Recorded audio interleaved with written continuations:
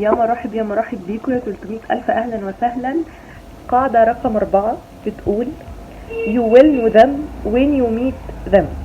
طبعا يعني كل رول من اللي انا بتكلم فيهم ممكن تاخد صفحة ونص، ممكن تاخد قرب صفحتين بس. وطبعا انا تقريبا بقرأ في الرول حاليا رقم 30، ففي حاجات طبعا نسيت تفاصيلها قوي.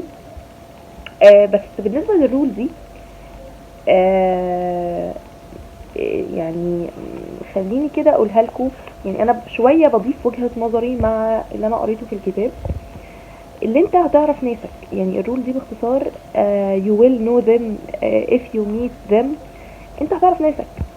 يعني في ناس احنا في الاول مش بنبقى متخيلين، لا يعني ناس كتير من اللي هم البارتنرز او الناس اللي متجوزين يقولوا لك احنا عمرنا ما كنا نتخيل احنا نتجوز في يوم من الايام.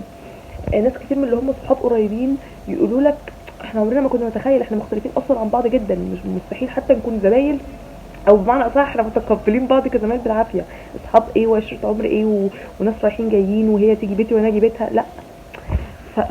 سبحان الله، يعني في الاول اتس اوكي ان الناس تقعد تنكر وتقعد تقول لا لا مستحيل ومش عارف ايه، بس ناسك هتعرفهم. وبعد تجارب كتير ربنا هيجمعك بناس شبهك وناس ترتاح معاهم ويرتاحوا معاك، وانت تعرفهم وهم يعرفوك.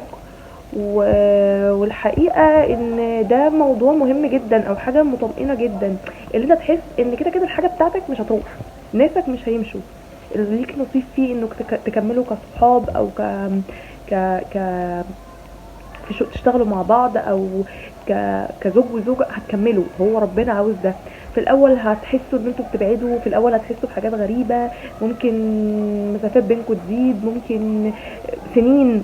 يعني في ناس بتنقطع عن ناس سنين وفي الاخر بيحصل حاجات معينة وبيتجمعوا مع بعض ويتجوزوا او ايا كان. ف يعني الناس بتوعك مش هيروحوا، الحياة هتفضل تهبت فيكم انتوا الاتنين وهتجمعكم ايا كان بقى شكل العلاقة دي ايه، جواز صداقة ايا كان. فحاجتك مش هتروح، ما تخافش، كله متشال. السلام عليكم.